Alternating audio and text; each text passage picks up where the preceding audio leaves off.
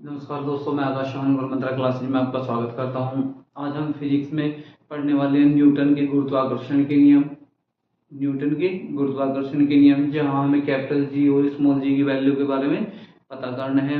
Small जी का मान कहाँ मैक्सिमम होता है, कहाँ मिनिमम होता है। उसके साथ ही हमें छोटे मोटे एक दो टॉपिक और है, उनको भी साथ साथ पढ़ना है। ठीक है, चलिए सबसे पहले बात करते हैं। एक बार हम पिछली वीडियो में हमने शब्द पढ़ा था कार्य।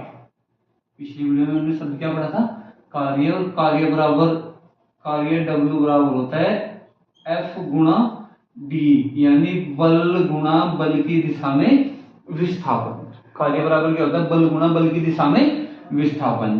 तो इसका मात्रक क्या हुआ, बल का मात्रक न्यूटन और विस्थापन का मात्रक मीटर। तो उसका मात्रक क्या हुआ, न्यूटन मीटर। या एक अदर मात्रक, अन्य मात्रक कौन है इसका, जूल। एक अन्य मात्रक क्या है, जूल। और F बल भी सदिश राशि है और विस्थापन भी कैसी राशि है, सदिश राशि। और दो सदिश और सदिश की गुणा कैसा कहलाता है, अदिश राशि। क्या कहलाती है, अदिश राशि। इसलिए कार्य क्या है, एक अदिश राशि है। कार्य क्या है, अदिश राशि है। कार्य का मात्रक न्यूटन मीटर है और कार्य का मात्रक क्या है, दूसरा मात्रक जूल है। ठीक है, चलिए बात करते हैं। अब हमें कार्य को क्यों पढ़ना था, ये बात हमें यहां से समझ आएगी। कार्य करने की दर, कार्य करने की दर, कार्य करने की दर शक्ति कहलाती है। क्या कहलाती है, शक्ति कहलाती है। कार्य करने की दर क्या कहलाती है, शक्ति कहलाती है। दोबारा इस बात को समझते हैं हम। कार्य करने की दर क्या कहलाती है, शक्ति कहलाती है। ठीक है, शक्ति यानी शक्ति का मात्रक क्या होगा, शक्ति बराबर या क्षमता बराबर कार्य बटे समय। क्या होता है, कार्य बटे समय, यानी W अपॉन T। और W का मात्रक जूल और T समय का मात्रक सेकंड। इसलिए क्षमता का मात्रक क्या हुआ, जूल प्रति सेकंड। जूल प्रति सेकंड, क्षमता का मात्रक क्या हुआ, जूल प्रति सेकंड। इस बात को मैं दोबारा समझता हूं। कार्य बराबर होता है बल गुणा बल की दिशा में विस्थापन। बल गुणा बल की दिशा में विस्थापन। और बल का मात्रक न्यूटन, विस्थापन का मात्रक मीटर। इसलिए क्या कहलाया, इसका मात्रक न्यूटन मीटर। और कार्य का एक अन्य मात्रक क्या है, जूल। कार्य का अन्य मात्रक क्या है, जूल।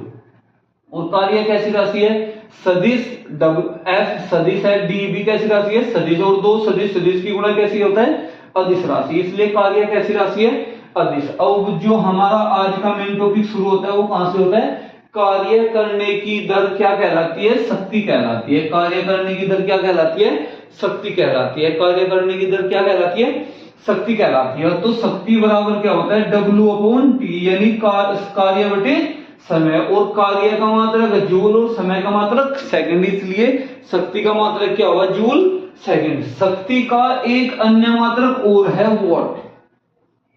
शक्ति का एक अन्य मात्रक क्या है, वॉट। अब हम पढ़ते हैं एक अशुभ शक्ति। एक एग्जाम, छोटे मोटे एग्जाम में अक्सर पूछे जाने वाला क्वेश्चन है। एक अशुभ शक्ति यानी एक हॉर्स पावर, जिसे बोलते हैं हम HP। क्या बोलते हैं जिसे हम, HP। कितने वाट के बराबर है, 746 वाट के बराबर है। किसके बराबर है, 746 वाट के बराबर। किसके बराबर है, 746 वाट के बराबर है। ठीक है, दो बार देखते हैं। एक बार कार्य बराबर होता है बल गुणा बल की दिशा में विस्थापन। बल का मात्रक न्यूटन और विस्थापन का मात्रक मीटर। क्या कहलाया, न्यूटन मीटर। या अन्य मात्रक क्या है, जूल। और सदिश गुणा सदिश, F सदिश राशि, D सदिश राशि। सदिश गुणा सदिश क्या कहलाता है, अदिश कहलाता है। कार्य करने की दर क्या कहलाती है, शक्ति। तो इसलिए शक्ति बराबर क्या हुआ, कार्य बटे समय, W अपॉन T। और W का मात्रक जूल और T किसका है, T का मात्रक क्या है, समय। तो मात्रक क्या हुआ, जूल प्रति सेकंड। एक अन्य मात्रक क्या है, वाट। इसलिए छोटे मोटे एग्जाम में पूछे जाने वाला एक और क्वेश्चन इससे संबंधित है, उसे भी देख लेते हैं। एक अशुभ शक्ति बराबर क्या होता है, 746 वाट। एक अशुभ शक्ति बराबर क्या होता है, 746 वाट। अब हमें दो शब्द और पढ़ने हैं, जिनमें पहला शब्द है गतिज ऊर्जा। पहला शब्द क्या है, गतिज ऊर्जा। गतिज ऊर्जा का फॉर्मूला भी अक्सर पेपर में पूछ लिया जाता है। और एक है स्थितिज ऊर्जा। गतिज ऊर्जा और एक क्या है, स्थितिज ऊर्जा। इसलिए इन दोनों टॉपिक को देखते हैं। पहला क्या है, गतिज ऊर्जा, और दूसरा क्या है, स्थितिज ऊर्जा। गतिज ऊर्जा, गतिज ऊर्जा का कॉमन सा कभी कभी क्या पूछ लिया जाता है, गतिज ऊर्जा का फॉर्मूला क्या होता है, क्या पूछ लिया जाता है, गतिज ऊर्जा का फॉर्मूला क्या है। गतिज ऊर्जा के एग्जाम्पल क्या है, इनके बारे में भी बात कर लेते हैं। गतिज ऊर्जा काइनेटिक किससे प्रदर्शित करते हैं, के से। के बराबर होता है 1/2 mv²। के बराबर क्या होता है, 1/2 mv²। और स्थितिज ऊर्जा U बराबर mgh। U बराबर क्या होता है, mgh। स्थितिज ऊर्जा U बराबर क्या होता है, mgh। कभी कभी इनके एग्जाम्पल पूछ ले जाते हैं, कौन सा उदाहरण किससे संबंधित है। गतिज ऊर्जा का एक इंपॉर्टेंट उदाहरण, बहती हुई हवा में गतिज ऊर्जा होती है। बहती हुई हवा में गतिज ऊर्जा होती है। बहती हुई हवा में कौन सी ऊर्जा होती है, गतिज ऊर्जा। तो इसलिए जो बहती हुई हवा है उसमें कौन सी ऊर्जा होती है, गतिज ऊर्जा। अब बाकी एग्जांपल जो पेपर में आने वाले ज्यादातर एग्जांपल है वो किसके हैं, स्थितिज ऊर्जा के। स्थितिज ऊर्जा के उदाहरण क्या क्या है, पहला एग्जांपल देखते हैं। स्थितिज ऊर्जा के प्रमुख उदाहरण क्या क्या है, पहला एग्जांपल देखते हैं, जो घड़ी की चाबी दबी हुई होती है। घड़ी की चाबी, घड़ी की चाबी कौन सी ऊर्जा होती है उसमें, स्थितिज ऊर्जा। जैसे हम पुराने टाइम में घड़ियां होती थी, उनको घुमा दिया जाता था, उसके बाद वो समय दिखाती थी। तो ऐसी घड़ियों की जो चाबी होती थी उसमें कौन सी ऊर्जा होती थी, स्थितिज ऊर्जा। दूसरा, स्प्रिंग में भंडारित ऊर्जा। स्प्रिंग में भंडारित ऊर्जा, स्प्रिंग में भंडारित ऊर्जा। स्प्रिंग में भंडारित ऊर्जा भी कौन सी होती है, स्थितिज ऊर्जा का एक प्रमुख उदाहरण है। स्प्रिंग में भंडारित ऊर्जा भी किसका उदाहरण है, स्थितिज ऊर्जा का एक उदाहरण है। इसके अलावा 2-3 एग्जांपल और है, जैसे नाभिकीय ऊर्जा। अन्य मोस्ट इंपोर्टेंट उदाहरण क्या है इसके, नाभिकीय ऊर्जा। नाभिकीय ऊर्जा भी किसका उदाहरण है, नाभिकीय ऊर्जा भी किसका उदाहरण है, स्थितिज ऊर्जा का। रासायनिक ऊर्जा, चुंबकीय ऊर्जा। रासायनिक ऊर्जा और रासायनिक ऊर्जा और चुंबकीय ऊर्जा। चुंबकीय ऊर्जा, रासायनिक ऊर्जा, चुंबकीय ऊर्जा, ये सभी किसके उदाहरण हैं, स्थितिज ऊर्जा के। किसके उदाहरण है, स्थितिज ऊर्जा के। यदि गतिज ऊर्जा और स्थितिज ऊर्जा को एक साथ कर दिया जाए तो दोनों का योग किसके बराबर होता है, यांत्रिक ऊर्जा के। किसके बराबर होता है, यांत्रिक ऊर्जा की। किसके बराबर होता है, यांत्रिक ऊर्जा के। क्वेश्चन को दोबारा देखते हैं। गतिज ऊर्जा के बराबर होता है 1/2 mv²। गतिज ऊर्जा का प्रमुख उदाहरण क्या है, बहती हुई हवा में गतिज ऊर्जा होती है। दूसरा है स्थितिज ऊर्जा, U बराबर हम पढ़ते हैं U बराबर mgh। U बराबर mgh। प्रमुख उदाहरण, घड़ी की चाबी में स्थितिज ऊर्जा होती है। कौन सी ऊर्जा होती है, स्थितिज ऊर्जा, पहला एग्जांपल। दूसरा, स्प्रिंग में भंडारित ऊर्जा, यानी जो स्प्रिंग होता है उनमें कौन सी ऊर्जा होती है, वो भी स्थितिज ऊर्जा। नाभिकीय ऊर्जा भी किसका उदाहरण है, स्थितिज ऊर्जा का। रासायनिक ऊर्जा भी किसका उदाहरण है, स्थितिज ऊर्जा का। चुंबकीय ऊर्जा भी किसका उदाहरण है, स्थितिज ऊर्जा का। ठीक है, यहां देखते हैं हम, स्थितिज ऊर्जा और गतिज ऊर्जा दोनों संयुक्त रूप से मिलकर किसका निर्माण करती है, यांत्रिक ऊर्जा का। यानी दोनों का योग किसके बराबर होता है, यांत्रिक ऊर्जा के। किसके बराबर होता है दोनों का योग, यांत्रिक ऊर्जा के। ठीक है, चलिए दो बार से देखते हैं। स्थितिज ऊर्जा का फॉर्मूला K बराबर 1/2 mv²। स्थितिज ऊर्जा U बराबर mgh। स्थितिज ऊर्जा के एग्जांपल पेपर में अधिकतर पूछे गए हैं। घड़ी की चाबी में कौन सी ऊर्जा होती है, स्थितिज ऊर्जा। स्प्रिंग में भंडारित ऊर्जा, स्थितिज ऊर्जा। रासायनिक ऊर्जा, नाभिकीय ऊर्जा, चुंबकीय ऊर्जा, सभी किसके उदाहरण है, स्थितिज ऊर्जा के। और स्थितिज ऊर्जा और गतिज ऊर्जा दोनों का योग किसके बराबर होता है, यांत्रिक ऊर्जा के बराबर। किसके बराबर होता है दोनों का योग। अब हम पढ़ते हैं, एक होता है ऊर्जा संरक्षण का सिद्धांत या ऊर्जा संरक्षण का सिद्धांत या ऊर्जा संरक्षण का नियम क्या है? ऊर्जा को न तो उत्पन्न किया जा सकता, न तो उत्पन्न किया जा सकता, न ही नष्ट किया जा सकता, न ही नष्ट किया जा सकता। दो शब्द आए, दोनों को दोबारा देखते हैं कि ऊर्जा को न तो उत्पन्न किया जा सकता, न ही नष्ट किया जा सकता, बल्कि एक रूप से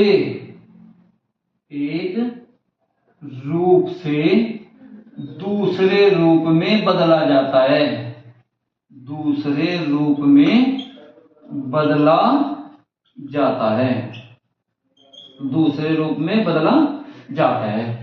यानी ऊर्जा संरक्षण का सिद्धांत क्या है? ऊर्जा संरक्षण, ऊर्जा संरक्षण का नियम या ऊर्जा संरक्षण का सिद्धांत क्या कहता है कि ऊर्जा को न तो उत्पन्न किया जा सकता, न ही नष्ट किया जा सकता, बल्कि एक रूप से दूसरे रूप में बदला जाता है। तो यहां जो पेपर के लिए इंपॉर्टेंट है वह है ऊर्जा का रूपांतरण, ऊर्जा का रूपांतरण। यानी ऊर्जा को एक रूप से दूसरे रूप में बदलने के लिए किन किन साधनों का प्रयोग किया जाता है? सबसे चर्चित और इंपॉर्टेंट प्रकाश ऊर्जा का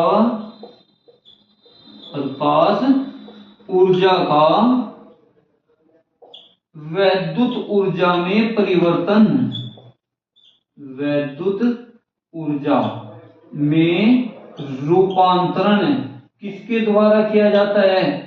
सौर सेल के द्वारा। किसके द्वारा? सौर सेल के द्वारा। जब हम किताबें पढ़ते हैं तो मुझे वहां एक ऐसा एग्जाम्पल मिलता है जिसमें लिखा हुआ था कि जो हम उपग्रह भेजते हैं उनमें ऊर्जा का साधन क्या होता है, यानी उनमें जो ऊर्जा प्राप्त होती है वो कहां से प्राप्त होती है? कहां से प्राप्त होती है कि सौर सेल के द्वारा उसमें ऊर्जा का निर्माण करते हैं, सौर सेल के द्वारा उनमें ऊर्जा का निर्माण करते हैं। और सामान्यतः हम अपने घरों पर जैसे सोलर पैनल का यूज करते हैं वो भी किसका उदाहरण है? सौर सेल का।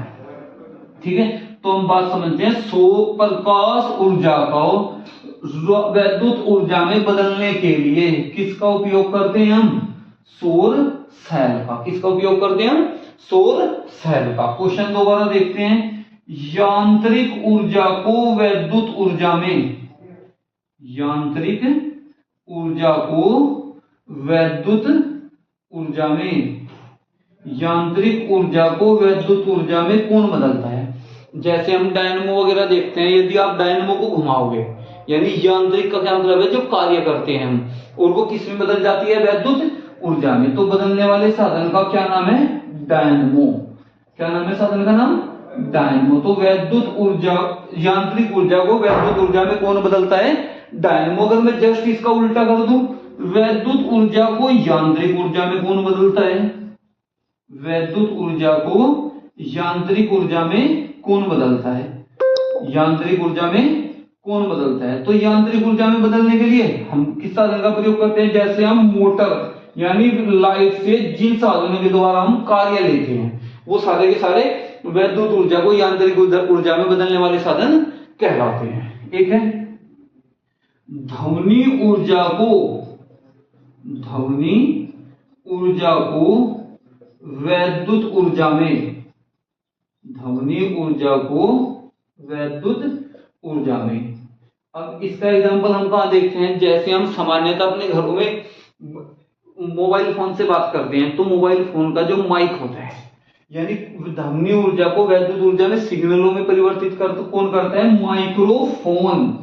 कौन परिवर्तित करता है? माइक्रोफोन। कौन परिवर्तित करता है भाई? माइक्रोफोन। एक एग्जांपल जिसे हम बार बार अपने घर में सामान्यतः प्रयोग भी करते हैं, उदाहरण क्या है? प्रकाश ऊर्जा को, प्रकाश ऊर्जा को, एक एग्जांपल अभी देख लेते हैं। प्रकाश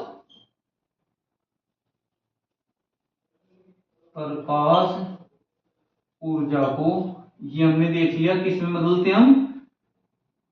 रासायनिक ऊर्जा में बदलने के लिए, रासायनिक ऊर्जा में बदलने के लिए। हम देखते हैं प्रकाश संश्लेषण की क्रिया को देखते हैं। किसे देखते हैं हम? प्रकाश संश्लेषण की क्रिया को। प्रकाश संश्लेषण की क्रिया में क्या होता है? पौधे प्रकाश लेते हैं और किसका निर्माण करते हैं? रासायनिक तत्वों का निर्माण, रासायनिक यौगिकों का निर्माण करते हैं। ठीक है, तो कौन करते हैं ये कार्य? पेड़ पौधे या प्रकाश संश्लेषण के द्वारा। किसके द्वारा? पेड़ पौधे करते हैं। किस प्रक्रिया के द्वारा? प्रकाश संश्लेषण के द्वारा। अगर मैं इसे जस्ट उल्टा कर दूं, रासायनिक ऊर्जा को प्रकाश ऊर्जा में, रासायनिक ऊर्जा को प्रकाश ऊर्जा में कौन बदलता है? रासायनिक ऊर्जा को प्रकाश ऊर्जा में कौन बदलता है? जैसे हम अपने घर में सामान्यतः किसका प्रयोग करते हैं? मोमबत्ती वगैरह का प्रयोग करते हैं। किसका प्रयोग करते हैं? मोमबत्ती वगैरह का प्रयोग करते हैं। जैसे मोमबत्ती वगैरह का प्रयोग करते हैं तो मोमबत्ती क्या करती है? रासायनिक ऊर्जा को किसमें बदलती है? प्रकाश ऊर्जा में। रासायनिक ऊर्जा को किसमें बदलती है? प्रकाश ऊर्जा में। एक है स्थितिज ऊर्जा को, स्थितिज ऊर्जा को वैद्युत ऊर्जा में, स्थितिज ऊर्जा को वैद्युत ऊर्जा में बदलने के लिए हम किसका प्रयोग करते हैं? टरबाइन का। किसका प्रयोग करते हैं भाई? टरबाइन का। स्थितिज ऊर्जा को वैद्युत ऊर्जा में बदलने के लिए हम किसका प्रयोग करते हैं? टरबाइन का। और उष्म ऊर्जा को, यानी उष्मा को यांत्रिक कार्य में, उष्मा को यांत्रिक ऊर्जा, या तो यांत्रिक ऊर्जा बोल सकते हैं या कार्य ऊर्जा में, उष्मा को यांत्रिक ऊर्जा में कौन बदलता है? इंजन। कौन बदलता है? इंजन। उष्मा को यांत्रिक ऊर्जा में कौन बदलता है? इंजन बदलता है। ये तीसरा हो गया, ये तीसरा, ये चौथा, 5, 6, 7, 8। इन 8 रूपांतरण को हम देखते हैं। छोटा सा टॉपिक हो रहा है जिसका नाम है प्रक्षेप्य गति। टॉपिक का क्या नाम है? प्रक्षेप्य गति। प्रक्षेप्य गति। अब इसी बात को समझते हैं हम। यदि 0 डिग्री और 90 डिग्री के बीच में किसी वस्तु को फेंका जाए, यदि 0 डिग्री और 90 डिग्री के बीच में किसी वस्तु को फेंका जाए तो उसकी गति प्रक्षेप्य गति कहलाती है। उसकी गति कैसी गति कहलाती है? प्रक्षेप्य गति कहलाती है। और प्रक्षेप्य गति के ऐसे उदाहरण जो अक्सर पेपर में पूछे जाते हैं, वायुयान से फेंकी गई वस्तु, वायुयान से फेंकी गई वस्तु, वायुयान से फेंकी गई वस्तु, उसकी भी गति कैसी होती है? प्रक्षेप्य गति। वायुयान से फेंकी गई वस्तु की गति भी कैसी होती है? प्रक्षेप्य गति। बंदूक से निकली गोली की गति, बंदूक से निकली गोली की गति, गोली की गति, वो भी कैसी गति होती है? प्रक्षेप्य गति। बंदूक से निकली गोली की गति भी कैसी गति होती है? प्रक्षेप्य गति। और इसके अलावा तेज हवा में, तेज हवा में फलों का पेड़ से गिरने के बाद गति, पेड़ से गिरने के बाद गति, कौन सी गति कहलाती है? वो भी प्रक्षेप्य गति। प्रक्षेप्य गति के 3 उदाहरण जो अक्सर पेपर में पूछे जाते हैं, दोबारा देखते हैं। यदि किसी पिंड को 0 डिग्री और 90 डिग्री के मध्य फेंका जाए तो उसकी गति प्रक्षेप्य गति कहलाती है। वायुयान से फेंकी गई वस्तु की गति प्रक्षेप्य गति, बंदूक से निकली गोली की गति प्रक्षेप्य गति, और तेज हवा में, जैसे कोई फल पेड़ पर लगा और तेज हवा आई तो ऐसे थोड़ा दूसरी ओर जाकर गिरता है तो उसकी गति भी कैसी गति कहलाती है? प्रक्षेप्य गति कहलाती है। कैसी गति कहलाती है? प्रक्षेप्य गति। अब इस बात को दोबारा से समझते हैं थोड़ा। कोई ऑब्जेक्ट फेंकने के बाद जितनी देर हवा में रहता है, क्या है? जितनी देर हवा में रहता है, कोई भी ऑब्जेक्ट, कोई भी वस्तु फेंकने के बाद जितनी देर हवा में रहती है वो क्या कहलाता है? इसका उड्डयन काल। क्या कहलाता है? वो उड्डयन काल। और जितनी दूर जाकर गिरती है, जितनी दूरी तय करती है, वो क्या कहलाती है? उसकी परास। वो क्या कहलाती है? उसकी परास। तो 2 चीजें सीखनी है मुझे यहाँ, एक तो उड्डयन काल T और एक परास R। रेंज बोलते हैं जिसे हम, ठीक है। दोबारा देखते हैं, प्रक्षेपक गति के तीन उदाहरण हमने पढ़ लिए। यदि कोई पिंड 0 डिग्री और 90 डिग्री के बीच में फेंका जाता है तो उसकी गति प्रक्षेपक गति कहलाती है। कोई पिंड जितनी देर हवा में रहता है, कोई पिंड जितनी देर हवा में रहता है उसका क्या कहलाता है, उड्डयन काल। उड्डयन काल का फॉर्मूला T बराबर 2u sin थीटा अपॉन जी, 2u sin थीटा अपॉन जी, T बराबर 2u sin थीटा अपॉन जी। ऐसे ही हमें यदि मुझे परास निकालनी हो, परास का फॉर्मूला क्या होगा, u स्क्वायर अपॉन जी इंटू साइन 2 थीटा, क्या होगा, u स्क्वायर अपॉन जी, और यहां मल्टीप्लाई में क्या आएगा, साइन 2 थीटा। अब मैं एक बात समझता हूं, साइन 0 का मान 0 होता है, साइन 0 डिग्री का मान कितना होता है, 0 डिग्री, और साइन 90 डिग्री का मान 1 होता है, साइन 90 डिग्री का मान 1 होता है। जो साइन का मान है, जो साइन का मान है वो 0 से 90 तक बढ़ता जाता है, 0 से 90 तक बढ़ता जाता है, ठीक है। और मैक्सिमम कहां होता है, वो 90 डिग्री पर। इसलिए अगर मुझे यहां से अधिकतम वैल्यू ज्ञात करनी है तो मेरे पास क्या होना चाहिए, रेंज u स्क्वायर अपॉन जी होना चाहिए। क्या होना चाहिए, u स्क्वायर अपॉन जी, यानी साइन 2 थीटा किसके बराबर आना चाहिए, 1 के। साइन 2 थीटा किसके बराबर आना चाहिए, यानी 2 थीटा बराबर कितने डिग्री होना चाहिए, 90 डिग्री। जब 2 थीटा बराबर कितना होगा, 90 डिग्री, 2 से भाग कर लेते हैं, थीटा बराबर 45 डिग्री। तो इसलिए मेरे एग्जाम में आने वाला अक्सर एक क्वेश्चन है, यदि कोई भाला अधिकतम दूरी प्राप्त करने के लिए फेंका जाए, यदि किसी वस्तु को, किसी पत्थर को अधिकतम दूरी तक फेंकना है तो कितने डिग्री कोण पर फेंकना होगा। तो थीटा बराबर यहां कितने डिग्री होगा, 45 डिग्री। थीटा बराबर यहां कितने डिग्री आएगा, 45 डिग्री। इसे हम दोबारा देख लेते हैं। प्रक्षेपक गति, यदि किसी पिंड को 0 और 90 डिग्री के बीच में फेंका जाता है उसकी गति प्रक्षेपक गति कहलाती है। उदाहरण, वायुयान से फेंकी गई वस्तु, बंदूक से निकली गोली, तेज हवा में फल का पेड़ से गिरने के बाद की गति, कैसी गति कहलाती है, प्रक्षेपक गति, ठीक है। यहां दूसरे देखते हैं हम, कोई पिंड जितनी देर, कोई ऑब्जेक्ट फेंकने के बाद जितनी देर हवा में रहता है उसका क्या कहलाता है, उड्डयन काल। उड्डयन काल को हम किससे प्रदर्शित करते हैं, टी से।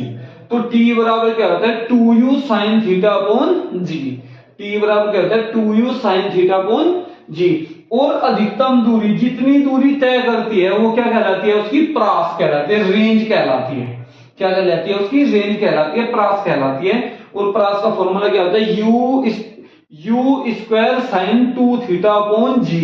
अगर मुझे अधिकतम मान ज्ञात करना है तो मुझे अधिकतम मान के लिए क्या होना चाहिए मेरे पास, u स्क्वायर अपॉन जी, यानी साइन 2 थीटा, इसका मान कितना आना चाहिए, 1। और 1 कब होता है, साइन 90 डिग्री पर, और यानी 2 थीटा बराबर कितना रखना होगा, 90 डिग्री, यानी थीटा बराबर 45 डिग्री। यानी किसी वस्तु को अगर मैं फेंकता हूं और मुझे अधिकतम दूरी प्राप्त करनी है, अधिकतम दूरी प्राप्त करनी है तो कितने डिग्री पर फेंकना होगा उसे, 45 डिग्री पर। कितने डिग्री पर फेंकना होगा उसे, 45 डिग्री पर, ठीक है।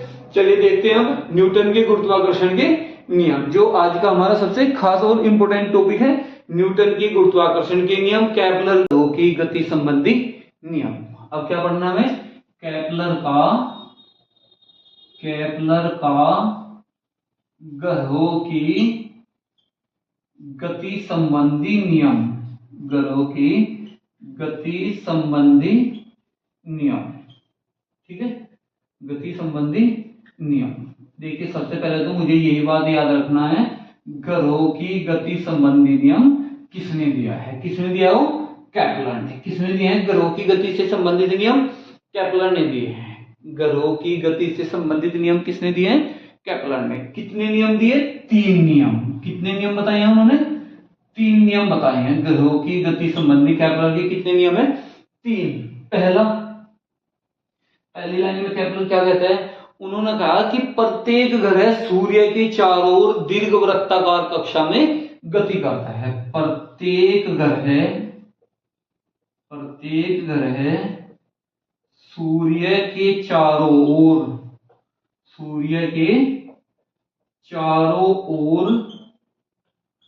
दीर्घवृत्ताकार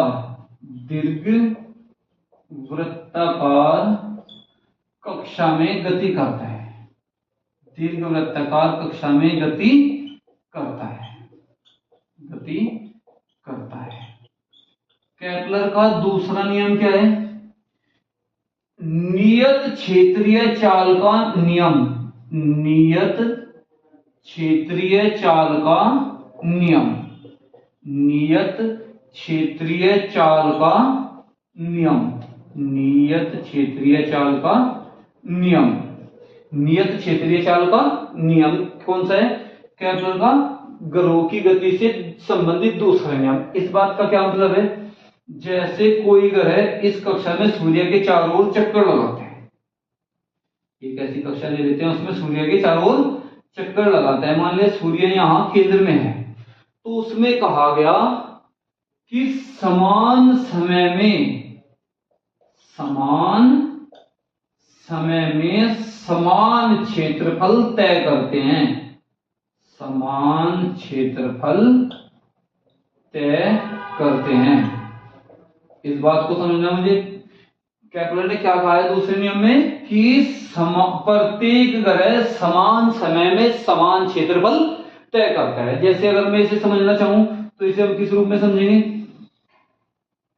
मान लिया सूर्य यहां है केंद्र में और एक ग्रह यहां से यहां तक की दूरी तय करता है टी समय में, टी समय में इतना क्षेत्रफल तय करता है, तो उसके द्वारा इतने ही समय में यहां भी तय किया गया क्षेत्रफल इस क्षेत्रफल के समान होगा। यदि यहां समय समान है तो यहां क्षेत्रफल भी क्या होंगे? समान होंगे। तो ये क्या है? नियत क्षेत्रीय चाल का नियम, यानी समान समय में समान क्षेत्रफल तय करते हैं। क्या? समान समय में समान क्षेत्रफल तय करते हैं। तीसरा है परिक्रमण काल का नियम, परिक्रमण काल का नियम, परिक्रमण काल का नियम। दूसरा नियम कहलाता है नियत या समान क्षेत्रीय चाल का नियम, और तीसरा कहलाता है परिक्रमण काल का नियम। तीसरा क्या कहता है? परिक्रमण काल का नियम। परिक्रमण काल का नियम क्या कहता है? परिक्रमण काल टी का स्क्वायर, परिक्रमण काल टी का स्क्वायर उनके दीर्घवृत्त की त्रिज्या के तृतीय घात के अनुक्रमानुपाती होता है, तृतीय घात के अनुक्रमानुपाती होता है, जहां टी तो है परिक्रमण काल, टी क्या है? परिक्रमण काल, और एक है दीर्घवृत्त की त्रिज्या, एक है दीर्घवृत्त की त्रिज्या, एक है दीर्घवृत्त की त्रिज्या। दोबारा देखते हैं। पहला नियम, प्रत्येक ग्रह सूर्य के चारों ओर दीर्घवृत्ताकार कक्षा में चक्कर लगाते हैं। दूसरा नियत क्षेत्रीय चाल का नियम, यानी प्रत्येक ग्रह समान समय में समान क्षेत्रफल तय करता है। परिक्रमण काल का नियम, परिक्रमण काल का नियम क्या है कि परिक्रमण काल का स्क्वायर यानी वर्ग दीर्घवृत्त की तृतीय घात के अनुक्रमानुपाती होता है, तृतीय घात के अनुक्रमानुपाती होता है। इसका ये अर्थ है जो ग्रह जितनी दूर है यानी जिसकी त्रिज्या जितनी ज्यादा होगी वह उतने उसका परिक्रमण काल यानी सूर्य के चारों ओर चक्कर लगाने का समय उतना ही ज्यादा होगा, सूर्य के चारों ओर चक्कर लगाने का समय उतना ही ज्यादा होगा। इस बात को हम कैसे समझ सकते हैं? जैसे सूर्य अगर यहां है, सूर्य के सबसे निकट ग्रह कौन है? बुध। सूर्य के सबसे निकट ग्रह कौन है? बुध। और सबसे दूर का ग्रह वरुण। सबसे दूर का ग्रह क्या है? वरुण। तो हम बता सकते हैं कि सूर्य के चारों ओर चक्कर लगाने में बुध को 88 दिन लगते हैं, 88 दिन लगते हैं, और जबकि सूर्य से सबसे ज्यादा दूरी पर वरुण है, सूर्य से सबसे ज्यादा दूरी पर वरुण को सूर्य के चारों ओर चक्कर लगाने में 164 वर्ष लगते हैं। यहां 164 वर्ष है और यहां 88 दिन है। तो ये बात मुझे समझनी है। तीसरा नियम ये कहता है कि त्रिज्या जितनी बढ़ती रहेगी परिक्रमण काल का समय भी उतना ही बढ़ता चला जाएगा, यानी जो बुध के सबसे नजदीक होगा सबसे कम समय में परिक्रमण करेगा और जो सबसे ज्यादा दूरी पर होगा सबसे अधिक समय में परिक्रमण करेगा। ठीक है, चलिए देखते हैं नेक्स्ट टॉपिक हमारा न्यूटन के गुरुत्वाकर्षण के नियम। आज का टॉपिक क्या है हमारा जिसके लिए हमने टॉपिक स्टार्ट किया था? न्यूटन का गुरुत्वाकर्षण का नियम, न्यूटन का गुरुत्वाकर्षण का नियम, गुरुत्वाकर्षण का नियम। न्यूटन ने गुरुत्वाकर्षण के नियम क्या क्या दिए, क्या क्या बताया, उसमें सबसे पहले मैं न्यूटन के बारे में बात कर लेता हूं। न्यूटन का जन्म 1643 में कहाँ हुआ था? इंग्लैंड में। कहाँ हुआ था? इंग्लैंड में। और न्यूटन ने गुरुत्वाकर्षण के नियमों के बारे में कहाँ बताया? 1686 में उनकी एक पुस्तक प्रकाशित हुई थी, प्रिंसिपिया। पुस्तक का क्या नाम था? प्रिंसिपिया। प्रिंसिपिया, पुस्तक का क्या नाम था? प्रिंसिपिया। न्यूटन ने गुरुत्वाकर्षण के नियमों के बारे में सबसे पहले अपनी एक पुस्तक में बताया था, जिसका नाम था प्रिंसिपिया। कब प्रकाशित हुई थी? वो 1686 में। और न्यूटन का जन्म 1643 में कहाँ हुआ था? इंग्लैंड में। न्यूटन का जन्म कहाँ हुआ था? इंग्लैंड में। अब हम बात करते हैं, एक शब्द है गुरुत्वाकर्षण बल। शब्द क्या है? गुरुत्वाकर्षण बल। इसे एक बार समझने की कोशिश करते हैं। पृथ्वी प्रत्येक वस्तु को, पृथ्वी प्रत्येक वस्तु को, पृथ्वी प्रत्येक वस्तु को अपने केंद्र की ओर खींचती है, अपने केंद्र की ओर खींचती है। और ऐसा किसके कारण संभव होता है? गुरुत्वाकर्षण बल के कारण, गुरुत्वाकर्षण बल के कारण। अब इस शब्द को समझते हैं हम। गुरुत्वाकर्षण बल है क्या वास्तव में? कि पृथ्वी की किसी भी वस्तु को अपने केंद्र की ओर खींचने के लिए जिस बल का या जिस क्षमता का प्रयोग करते हैं, वो क्या कहलाता है? गुरुत्वाकर्षण बल। क्या कहलाता है वो? गुरुत्वाकर्षण बल। अब हम बात करते हैं गुरुत्वाकर्षण। गुरुत्वाकर्षण के बारे में, गुरुत्वाकर्षण के बारे में न्यूटन से पहले भारत के खगोल शास्त्री थे ब्रह्मगुप्त, गणितज्ञ भी थे। नाम क्या था उनका? ब्रह्मगुप्त।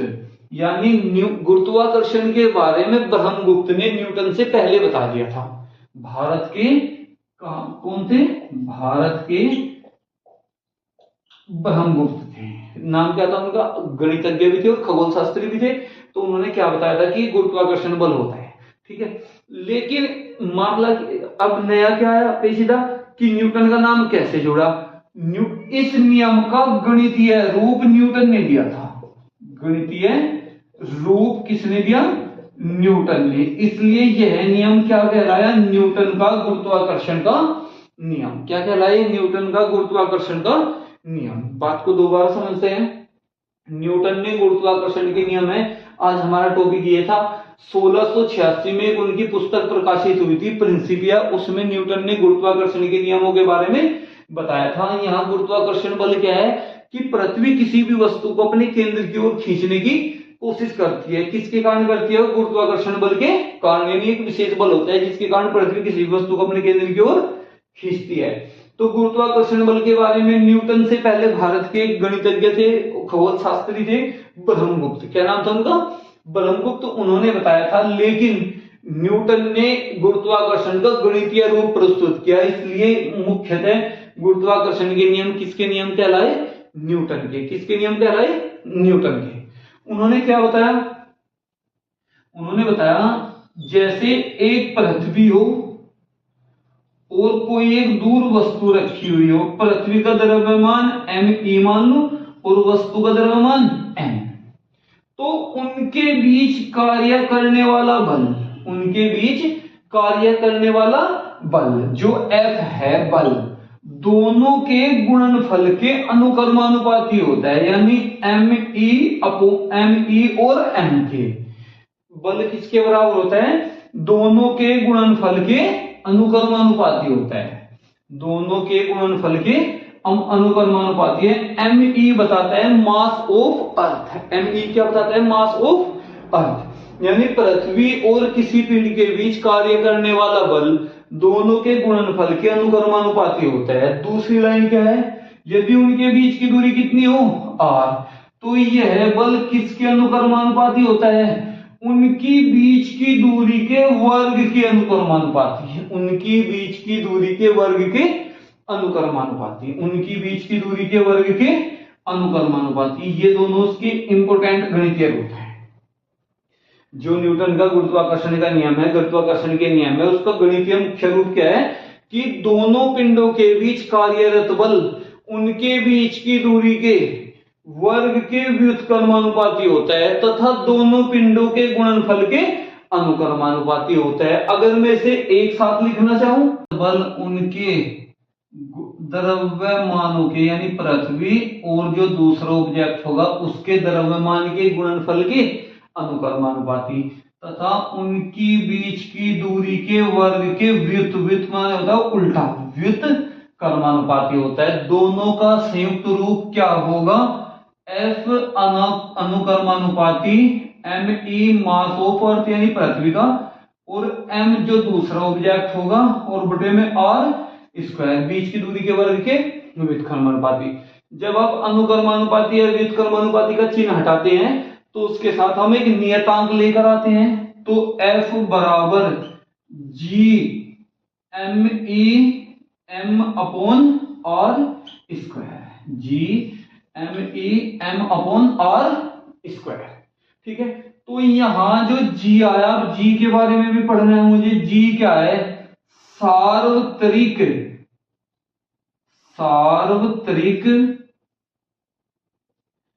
गुरुत्वाकर्षण नियतांक, सार्वत्रिक गुरुत्वाकर्षण नियतांक। G क्या है? सार्वत्रिक गुरुत्वाकर्षण नियतांक, यानी G का मान कितना होता है? 6.67 गुणा 10 की पावर -11, 6.67 गुणा 10 की पावर -11, 6.67 गुणा 10 की पावर -11। अब मामला है इसके मात्रक को कैसे याद रखेंगे हम? यहां से अगर मैं G का वैल्यू निकालना चाहूं तो F की गुणा में क्या चला जाएगा? R स्क्वायर, यानी बल का मात्रक न्यूटन, R का मात्रक मीटर और स्क्वायर है तो metre square, newton metre square. और m कहां चला जाएगा? अपॉन में मास का मात्रक किलोग्राम, यानी किलोग्राम का स्क्वायर।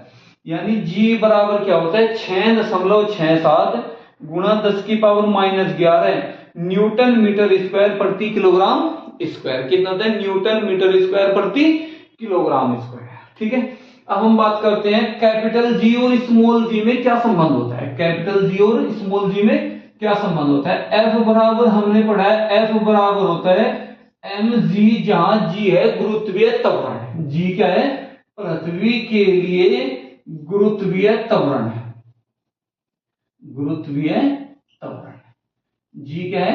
गुरुत्वीय त्वरण। G का मतलब क्या होता है? मीटर प्रति सेकंड स्क्वायर। अब मुझे बात करनी है कैपिटल G और स्मॉल g में संबंध कैसे दर्शाएंगे हम। क्या बात करनी है हमें कि न्यूटन के जो गुरुत्वाकर्षण का नियम है और जो F बराबर mg होता है, इसमें जो स्मॉल g है ये गुरुत्वीय त्वरण होता है, ये सार्वत्रिक गुरुत्वाकर्षण नियतांक होता है। यानी कैपिटल G का मान सभी जगहों पर नियत होता है और स्मॉल g का मान बदलता रहता है। क्या बदलता रहता है? स्मॉल g का मान बदलता रहता है। अब हम बात करते हैं कैपिटल G और स्मॉल g के मध्य कैसे संबंध निकालेंगे, देखते हैं। चलिए चलो देखते हैं दोबारा से।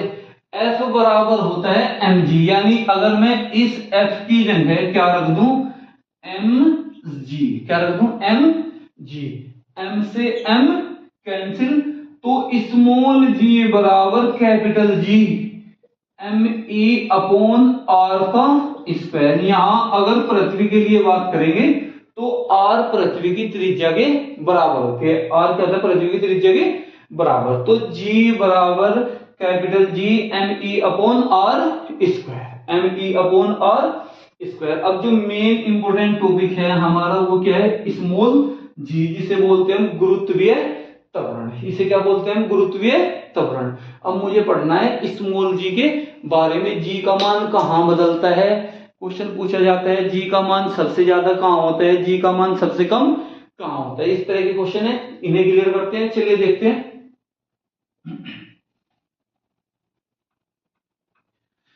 देखते हैं दोबारा से। स्मॉल जी बराबर capital G M E upon R का स्क्वायर। यहां हम कैपिटल आर से दिखा लेते हैं, ठीक है, चाहे आप स्मॉल आर से शो कर ले, चाहे से कैपिटल आर से। क्वेश्चन पूछा जाता है पृथ्वी तल से, मान लिया ये हमारी पृथ्वी है और ये क्या है, पृथ्वी का तल है। पृथ्वी तल से ऊपर जाने पर भी जी का मान घटता है और पृथ्वी तल में अंदर की ओर जाने पर भी जी का मान घटता है। तो पहला क्वेश्चन है मेरे एग्जाम के लिए, मुझे याद रखना, पृथ्वी तल से ऊपर जाने पर भी जी का मान घटता है और पृथ्वी तल से नीचे आने पर भी जी का मान घटता है। जैसे मैं पूरी पृथ्वी की बात करता हूं, पृथ्वी ध्रुवों पर क्या है, चपटी है। ये क्या है, बीच में से गुजरती हुई भूमध्य रेखा। वास्तव में ये कोई सीधी लाइन ना होकर ये क्या होता है, एक सर्किल होता है, एक वर्त होता है ऐसे, जो मध्य, जैसे किसी हम कोई बॉल लेते हैं उस पर रस्सी लपेट लेते हैं, तो ये एक ऐसी ही रेखा है जिसे हम क्या बोलते हैं, भूमध्य रेखा। अब इस बात को समझेंगे अगर हम, तो मुझे ये बात इजीली समझ आ जाएगी। मान लीजिए ये आर है, ये आर है, ये भूमध्य रेखा के पास है, और यहां अगर मैं ध्रुवों के पास जाकर ऐसी एक रस्सी लपेटूंगा तो यहाँ क्या हो जाएगा, ये कम हो जाएगी। यानी यहां तो आर का मान सर्वाधिक होता है और यहां आर का मान कम होता है। अब बात करते हैं जी की वैल्यू की। जी बराबर होता है capital G M E upon R square, M E upon R square. देखिए यहां पृथ्वी के केंद्र पर आर का मान क्या होगा, कुछ भी नहीं, तो इसलिए पृथ्वी के केंद्र पर जी का मान शून्य होता है। पृथ्वी के केंद्र पर जी का मान कितना होता है, शून्य। यानी यहां बहुत नगण्य होता है, आर का मान क्या होता है, एकदम नगण्य हो जाता है, इसलिए यहां जी का मान क्या हो जाता है, शून्य के बराबर हो जाता है। ठीक है, अब हम देखते हैं भूमध्य रेखा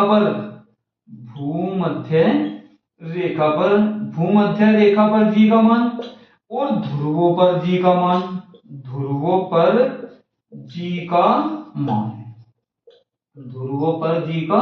मान। अब आप एक बात समझिए, आर लिखा हुआ है अपोन में, जब जब आर बढ़ेगा जी घटेगा, जब आर बढ़ेगा तो जी क्या होगा, घटेगा, और जैसे जैसे आर घटेगा तो जी का मान बढ़ता जाएगा। यानी जहां आर ज्यादा होगा वहां जी कम होगा और जहां आर कम होगा वहां जी का मान ज्यादा होगा। तो यहां मैं क्या मान सकता हूं, यहां आर का मान क्या होता है, कम होता है, और यहां आर का मान क्या होता है, भूमध्य रेखा पर अधिक होता है। इसलिए हम ये बात कहते हैं जब आर ज्यादा है तो जी क्या होगा, यहां कम। यानी भूमध्य रेखा पर जी का मान क्या होता है, सबसे कम होता है। जी का मान क्या होता है, सबसे कम होता है। भूमध्य रेखा पर जी का मान क्या होता है, सबसे कम होता है। अब अगर हम ध्रुव पर चले जाएं, वहां आर का मान कैसा है, कम। जब आर कम होगा तो किसकी वैल्यू बढ़ेगी, जी की।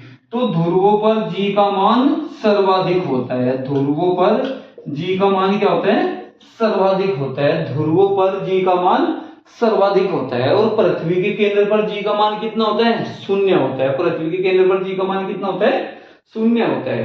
अब अगर मैं ये कहीं व्यक्ति के भार के बारे में भी बात करूं, भार W बराबर होता है mg। W बराबर क्या होता है, mg।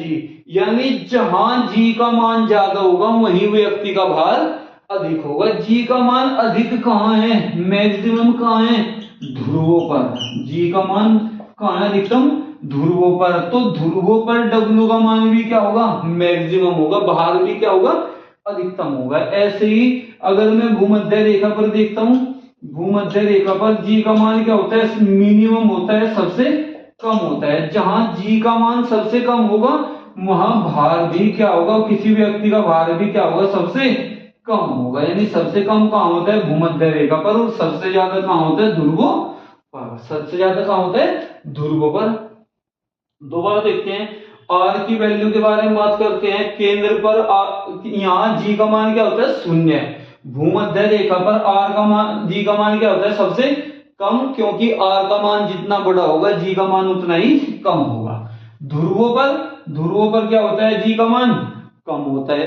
आर का मान कम होता है। जब आर का मान कम है तो जी का मान क्या होगा, बड़ा। और अब हम ये देखते हैं, अगर भार के बारे में पूछा जाए, किसके बारे में बात की जाए, भार के बारे में बात की जाए, तो जहां जी का मान ज्यादा होगा वहीं डब्ल्यू का मान भी ज्यादा होगा, क्योंकि डब्ल्यू बराबर क्या होता है, एम जी। डब्ल्यू बराबर क्या होता है, एम जी। इसलिए जहां जी का मान अधिकतम होगा वहीं डब्ल्यू का मान भी अधिकतम होगा। इसलिए किसी व्यक्ति का अधिकतम भार कहां होता है, ध्रुवों पर, और न्यूनतम भार कहां होता है, भूमध्य रेखा पर। न्यूनतम भार कहां होता है, भूमध्य रेखा पर। इसके साथ ही अगर मैं चांद के बारे में बात करता हूं, क्वेश्चन पूछा जाता है चांद के बारे में भी अक्सर। जो पृथ्वी पर जी का मान है उसका 1/6 चंद्रमा पर जी के मान के बराबर है। किसके बराबर है, चंद्रमा पर जी का मान। चंद्रमा पर जी का मान, चंद्रमा पर जी का मान। चंद्रमा पर जी का मान कितना होता है, पृथ्वी के जी की वैल्यू का 1/6। कितना होता है, पृथ्वी के जी की वैल्यू का 1/6। अब ये बात समझिए, अगर मैं कहीं बोलूं कि W बराबर mg होता है और व्यक्ति का भार कितने किलोग्राम है, 100। W बराबर क्या होता है, mg होता है और व्यक्ति का भार कितने किलोग्राम दर्शाया गया है यहाँ, 100। ये कहां की बात है, पृथ्वी की। और क्वेश्चन में पूछ लिया जाए चंद्रमा पर यह भार कितना होगा, चंद्रमा पर यह भार कितना होगा, जी का कितना हो जाता है, 1/6। तो कुल भार का भी कितना हो जाएगा, 1/6। कुल भार का भी कितना हो जाएगा, 1/6। दोबारा से समझते हैं इस बात को। जो पृथ्वी पर जी का मान है उसका 1/6 करने पर चंद्रमा पर जी के मान के बराबर हो जाता है। यानी चंद्रमा पर जी का मान कितना होता है, पृथ्वी के जी के मान का 1/6। तो भार भी ऐसे ही होगा, जितना पृथ्वी पर भार होगा चंद्रमा पर वह जाकर उसका 1/6 हो जाएगा, उसका 1/6 हो जाएगा। यानी 100 था, 100 का 1/6 100/6 हो जाता है। इसलिए हम इस तरह हम याद कर सकते हैं, चंद्रमा पर किसी व्यक्ति का भार कितना होता है। जी का मान सर्वाधिक कहां होता है, ध्रुवों पर, क्योंकि वहां आर का मान सबसे कम है। आर का मान सबसे ज्यादा होगा जहां वहां जी का मान सबसे कम होगा। कहां होता है ऐसा, भूमध्य रेखा पर। भूमध्य रेखा पर जी का मान सबसे कम है। जहां जी का मान सबसे कम है वहां डब्ल्यू भी सबसे कम होगा। जहां जी का मान सबसे ज्यादा है वहां डब्ल्यू भी सबसे ज्यादा होगा, वहां डब्ल्यू भी सबसे ज्यादा होगा। अभी क्वेश्चन पेपर में बार बार आता है, यदि पृथ्वी घूमना बंद कर दे तो जी के मान पर क्या प्रभाव पड़ेगा। यदि पृथ्वी घूमना बंद कर दे तो जी के मान पर क्या प्रभाव पड़ेगा। अब एक बार दोबारा देख लेते हैं, दोबारा थोड़ा छोटा करके लिखते हैं। जी का मान जो अधिकतम है वो कहां होता है, ध्रुवों पर। और जो जी का मान सबसे कम है, मिनिमम है, वो कहां होता है, भूमध्य रेखा पर। कहां होता है, भूमध्य रेखा पर। यदि पृथ्वी घूमना बंद कर दे, यदि पृथ्वी घूमना बंद कर दे, यदि पृथ्वी घूमना बंद कर दे तो क्या होगा, ये सभी मान उल्टे हो जाते हैं। क्या हो जाते हैं, सभी मान उल्टे हो जाते हैं। यानी जी का मान मिनिमम हो जाता है, सबसे कम हो जाता है कहां, ध्रुवों पर। और जी का मान मैक्सिमम कहां हो जाता है, भूमध्य रेखा पर। अधिकतम कहां हो जाता है, भूमध्य रेखा पर। इस तरह में क्वेश्चन में पूछे गए सभी क्वेश्चन का जवाब आसानी से दे सकता हूं। जब पृथ्वी घूमती रहती है जी का मान सर्वाधिक ध्रुवों पर होता है और सबसे कम कहां होता है, भूमध्य रेखा पर। क्योंकि अपोन में क्या है, आर स्क्वायर। यानी जहां त्रिज्या ज्यादा होगी जी का मान कम होगा, और जहां त्रिज्या कम होगी वहां जी का मान ज्यादा होगा। अब मुझे इस बात का कैसे पता चलेगा त्रिज्या का। अब आप एक बात समझिए, यहां त्रिज्या कितनी होगी, कम, और यहां त्रिज्या कैसी होगी, सबसे ज्यादा। तो भूमध्य रेखा पर जी का मान क्या होगा, उल्टा होता है, कम। और यहां ध्रुवों पर जी का मान क्या होता है, मैक्सिमम होता है, अधिकतम होता है। ठीक है। चंद्रमा पर जी का मान पृथ्वी के जी के मान का 1/6 होता है। और यदि पृथ्वी घूमना बंद कर दे तो ये सभी वैल्यू क्या हो जाती है, रिवर्स हो जाती है। यानी जहां अधिकतम है वहां न्यूनतम हो जाता है, और जहां न्यूनतम है वहां अधिकतम हो जाता है। जहां न्यूनतम है वहां अधिकतम हो जाता है, और जहां अधिकतम है वहां न्यूनतम हो जाता है। इस प्रकार हम किसी भी कहीं भी किसी भी परिस्थिति में जी का मान आसानी से बता सकते हैं। ध्रुवों पर जी का मान सामान्य परिस्थिति में अधिकतम होता है और पृथ्वी की भूमध्य रेखा पर जी का मान सबसे कम होता है सामान्य परिस्थिति में। यदि पृथ्वी घूमना बंद कर दे, दोनों के आंसर क्या हो जाएंगे? उल्टे हो जाएंगे। दोनों के आंसर क्या हो जाएंगे? उल्टे हो जाएंगे। ठीक है। एक क्वेश्चन आता है, किसी उपग्रह से एक सेब छोड़ा जाए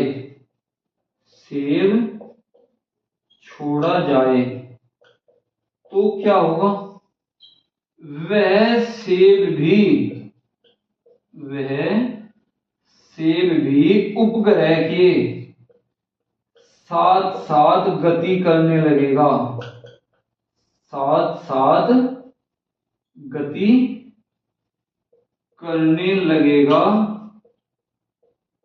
कारण क्या है?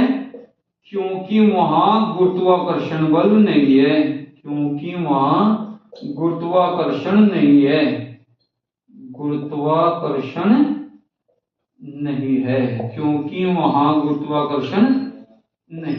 इस बात को समझते हैं दोबारा से।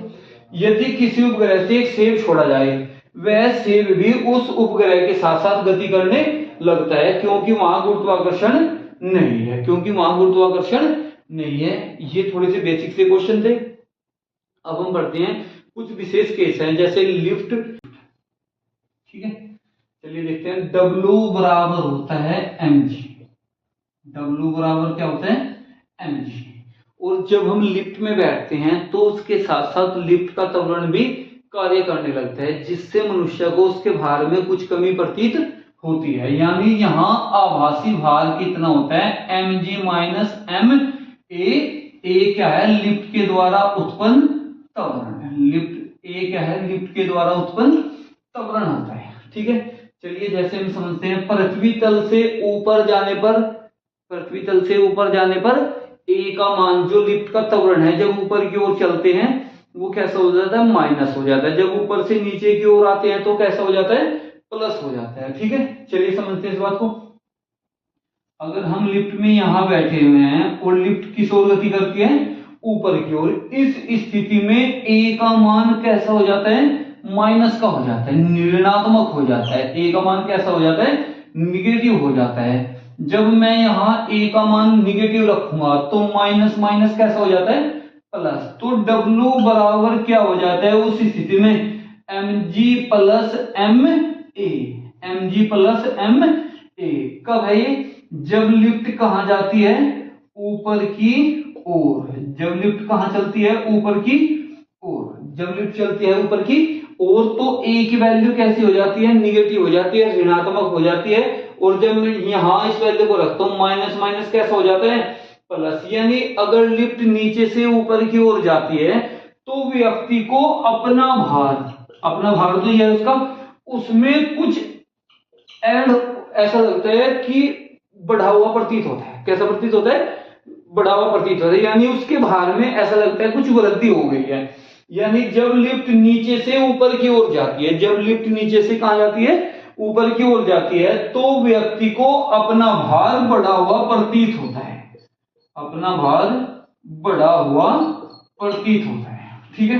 दूसरी सिचुएशन, जब लिफ्ट ऊपर से नीचे की ओर आती है। जब लिफ्ट कहां आती है? ऊपर से नीचे की ओर आती है। जब ए ऊपर से, यानी त्वरण, कोई वस्तु गति करती है ऊपर से नीचे की ओर, तो पृथ्वी की ओर चलने पर ए का मान कैसा होता है? पॉजिटिव होता है, प्लस में होता है।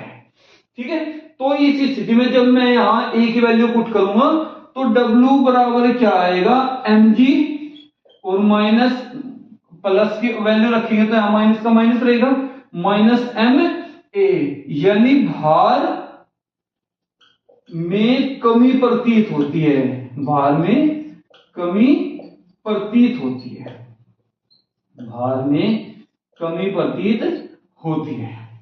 दोबारा समझे। जब लिफ्ट ऊपर की ओर जाती है, ए की वैल्यू निगेटिव होती है। जब यहां माइनस निगेटिव रखेंगे तो माइनस माइनस कैसा हो गया?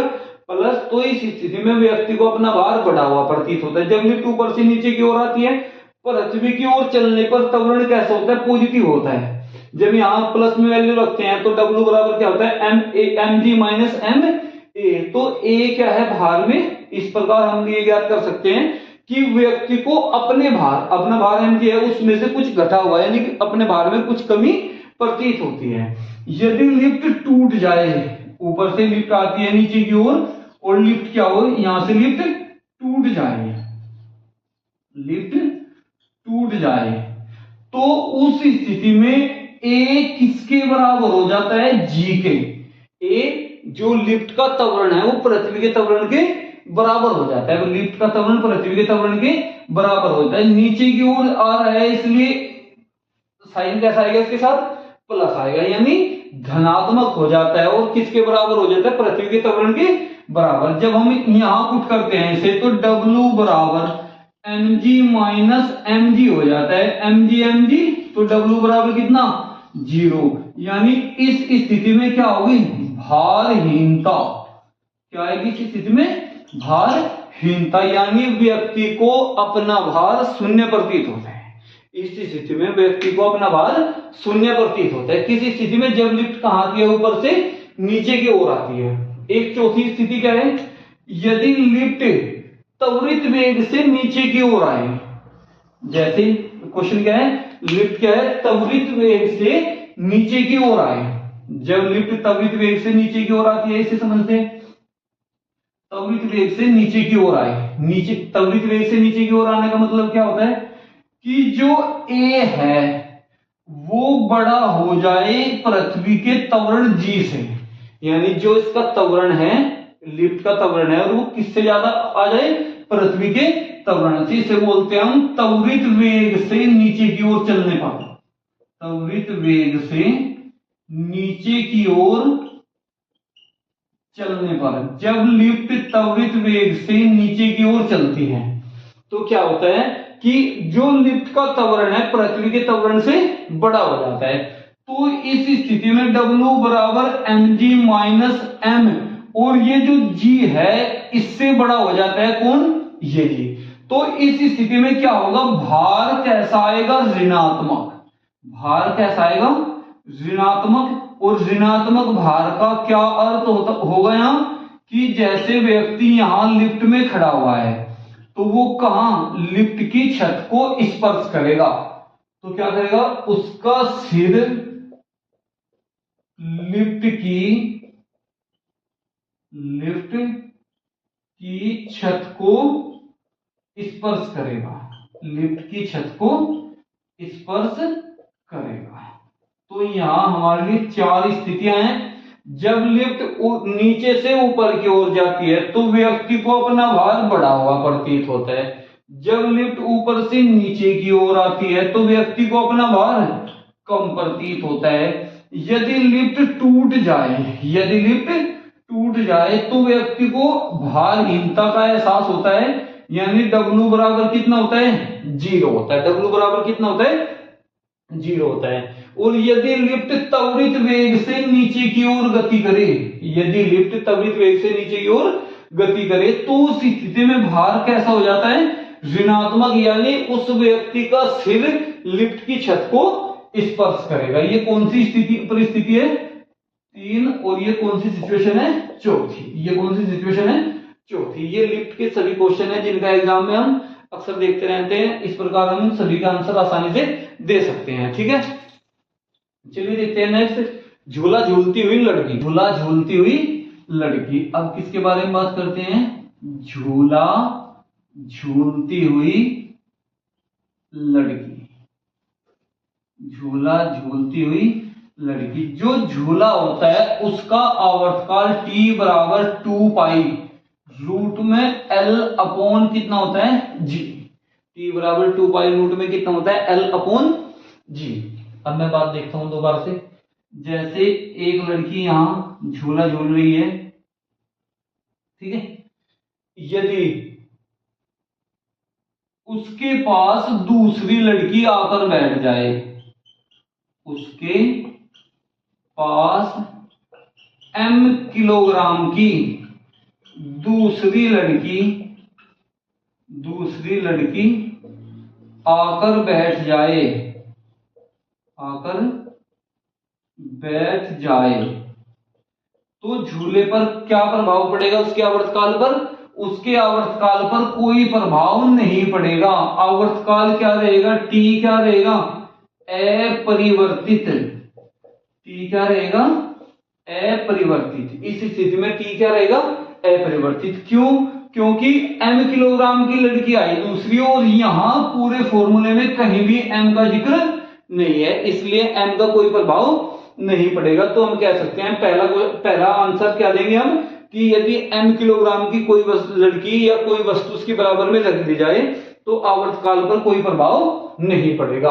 आवर्तकाल पर कोई प्रभाव नहीं पड़ेगा। दूसरा, झूला झूलती लड़की यदि खड़ी हो जाए, यदि झूला झूलती हुई लड़की क्या हो जाए? खड़ी हो जाए। जैसे यहां से यहां तक की कोई दूरी थी L, और लड़की खड़ी हो जाए, मान लो उसका शरीर यहां तक पहुंच जाए, तो क्या होगा? L का मान क्या होता है? कम हो जाता है। जब L का मान, ये डायरेक्ट सीधा अनुक्रमानुपाती है इसके, अगर L का मान कम होगा तो T का मान कम होगा, और L का मान बढ़ेगा तो T का मान भी बढ़ेगा। तो यदि वह खड़ी हो जाती है तो L का मान क्या हो जाता है? कम। जब L का मान कम हो जाता है तो T का मान भी क्या हो जाता है? कम हो जाता है। यानी आवर्तकाल कैसा हो जाता है? कम हो जाता है। और यदि कोई व्यक्ति किसी काम को कम समय में करे, यदि कोई व्यक्ति किसी काम को कम समय में करे, तो इसका अर्थ है वह अधिक तेजी से कार्य करता है। यानी झूला यहां क्या हो जाता है? तेज हो जाता है। झूला यहां क्या हो जाता है? तेज हो जाता है। ठीक है। तीसरी सिचुएशन क्या है? यदि खड़ी हुई लड़की बैठ जाए, खड़ी हुई लड़की बैठ जाए, बैठ जाए। अब हम इस बात को समझेंगे। जैसे यहां से यहां तक एक लड़की थी, खड़ी हुई थी, यहां से यहां तक की दूरी कितनी? L। यहां से यहां तक की दूरी कितनी है? L। और यदि वो बैठ जाए, अब उसका शरीर यहां तक रहेगा, तो L के मान में क्या हो जाती है? कुछ वृद्धि हो जाती है। L के मान में क्या हो जाती है? कुछ वृद्धि होती है। यानी L का मान क्या होता है? इस स्थिति में बढ़ जाता है। जब L बढ़ जाता है तो T भी क्या होता है? बढ़ जाता है। तो T भी क्या होता है? बढ़ जाता है। यानी इस स्थिति में उसका आवर्तकाल बढ़ जाता है। आवर्तकाल बढ़ने का क्या अर्थ है? झूला कैसा हो जाता है? धीमा हो जाता है। झूला कैसा हो जाता है? धीमा हो जाता है। झूला कैसा हो जाता है? धीमा हो जाता है। ठीक है। चलिए क्वेश्चन पूछा जाए, उपग्रह पर क्या प्रभाव पड़ेगा? जो हमारे उपग्रह हैं, उपग्रह के बारे में दो क्वेश्चन है। उपग्रहों का परिक्रमण काल कितना होता है? यदि पृथ्वी से जो उपग्रह छोड़े जाते हैं उनका परिक्रमण काल कितना होता है? 24 घंटे। और उपग्रह पर जी का मान कितना होता है? 0। जी का मान कितना होता है? 0। तो अगर इस सिचुएशन में देखो मैं, यदि कोई लड़की उपग्रह पर झूला झूले तो क्या प्रभाव क्या होगा? T बराबर 2 पाई रूट में L अपॉन जी, L अपॉन जी। और जब बटे जी की वैल्यू कितनी है? वहां 0। तो अगर किसी संख्या के बटे में 0 हो तो उसका मान कैसा होता है? अनंत। यानी इस स्थिति में आवर्तकाल कैसा हो जाता है? अनंत हो जाता है। आवर्तकाल कैसा हो जाता है? अनंत हो जाता है। उपग्रहों पर आवर्तकाल कितना होता है? अनंत होता है। उपग्रहों पर आवर्तकाल कितना होता है? अनंत होता है। ठीक है। चलिए तीसरा टाइप देखते हैं हम घड़ी के बारे में। इससे संबंधित क्वेश्चन है सी, घड़ी कब तेज हो जाती है, कब धीमी हो जाती है, घड़ी का आवर्तकाल कब अनंत होगा? सबसे पहले हम फॉर्मूला देखते हैं। T बराबर 2 पाई रूट L अपॉन जी। यानी T किस किस पर निर्भर करता है? L पर और G पर। किस किस पर निर्भर करता है? L और G पर। गर्मी के मौसम में क्या होता है? गर्मी के मौसम में सभी धातुओं में क्या होता है? प्रसार। इस प्रकार L का मान क्या होता है? बढ़ जाता है। और जब L का मान बढ़ जाता है तो T का मान भी क्या होता है? बढ़ जाता है। यानी यहां आवर्तकाल T पर क्या प्रभाव पड़ता है? आवर्तकाल T बढ़ जाता है। यदि कोई व्यक्ति किसी काम को करने में ज्यादा समय लगाए तो उसे क्या कहेंगे हम? सुस्त। और जो कम समय लगाता है वो तेज। यानी गर्मी के मौसम में घड़ियां कैसी हो जाती हैं? सुस्त हो जाती हैं, क्योंकि धातुओं में प्रसार के कारण गर्मी में एल का मान बढ़ जाता है। जब एल का मान बढ़ेगा तो यहाँ टी का मान भी बढ़ जाता है। ऐसी अगर मैं बात करूं सर्दी में क्या होता है, संकुचन के कारण एल का मान कम हो जाता है। किसके कारण? धातुओं में क्या होता है, संकुचन, और संकुचन के कारण एल का मान क्या होता है, कम हो जाता है। जब एल का मान कम होता है तो टी का मान भी क्या हो जाता है, कम हो जाता है। एल का मान कम होता है तो उस स्थिति में टी का मान भी कम हो जाता है। और जब टी का मान कम होगा तो इसका मतलब यदि कोई व्यक्ति किसी काम को करने में कम समय लगाता है तो हम क्या बोलते हैं, उसकी गति कैसी है, तेज। यानी सर्दियों में घड़ी की गति तेज हो जाती है। सर्दियों में घड़ी की गति कैसी हो जाती है, तेज हो जाती है। और आवर्तकाल क्या हो जाता है, कम हो जाता है। और अगर मैं बात करता हूं उपग्रह पर, कहां बात करते हैं हम, उपग्रह पर जी की वैल्यू कैसी होती है, जीरो। जी की वैल्यू कैसी होती है, जीरो। तो यहाँ अपॉन में जीरो है। जब किसी भी संख्या के बटे में जीरो होता है उसकी वैल्यू कैसी होती है, अनंत। यानी उपग्रहों पर किसी घड़ी का आवर्तकाल कितना होता है, अनंत होता है। उपग्रहों पर किसी घड़ी का आवर्तकाल कितना होता है, अनंत होता है। उपग्रहों पर किसी घड़ी का आवर्तकाल कितना होता है, अनंत होता है। अब हम बात करते हैं दोबारा से जी के बारे में।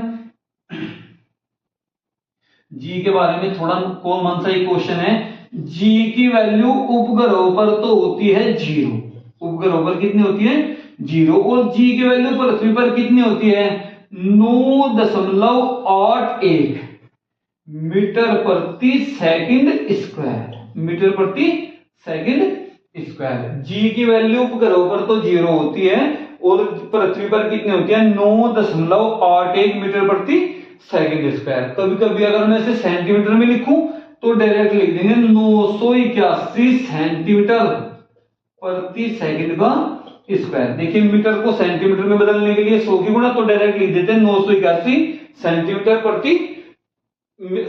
प्रति सेकंड का स्क्वायर, सेंटीमीटर प्रति सेकंड का स्क्वायर। ठीक है। उपग्रहों पर जी का मान कितना होता है, शून्य होता है। यहाँ जी का मान कितना होता है पृथ्वी पर, 9.81 मीटर प्रति सेकंड का स्क्वायर। यानी या अगर सेंटीमीटर में लिखूं तो 981 करके 981 सेंटीमीटर प्रति सेकंड का स्क्वायर, सेंटीमीटर प्रति सेकंड का स्क्वायर। ये जी की वैल्यू कहां से ली गई है, कितने डिग्री कितने अक्षांश पर ली गई है, 45 डिग्री अक्षांश पर समुद्र तल पर, 45 डिग्री अक्षांश पर समुद्र तल पर, 35 डिग्री अक्षांश पर और समुद्र तल पर जी का मान कितना होता है, 9.81 मीटर प्रति सेकंड स्क्वायर या 981 सेंटीमीटर प्रति सेकंड का स्क्वायर। ठीक है, चलिए मिलते हैं नेक्स्ट वीडियो में।